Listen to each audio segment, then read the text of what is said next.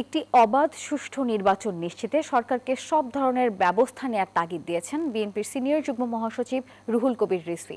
জনগণ যেন নির্বিঘ্নে ভোট দিতে পারে সেই ব্যবস্থা করার আহ্বানও জানিয়েছেন তিনি।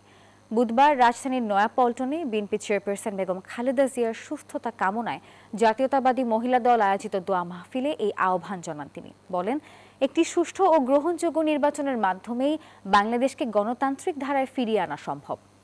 Bashundhara public school and college 2026 শিক্ষাবর্ষে ভর্তি চলছে। সরকারও অঙ্গীকার করেছেন সেই অনুযায়ী অবাধ সুষ্ঠু নির্বাচনের মাধ্যমে জনগণের সরকার প্রতিষ্ঠার যে অধিকার জনগণের, সেটা যাতে নিশ্চিত হয়। কারণ 15.5 বছর শেখ হাসিনা জনগণের সরকার গঠন করার যে জনগণের যে ক্ষমতা সেটা কেড়ে নিয়েছিল। সেই পরিস্থিতি থেকে উত্তরণ ঘটাবে অন্তর্বর্তী সরকার।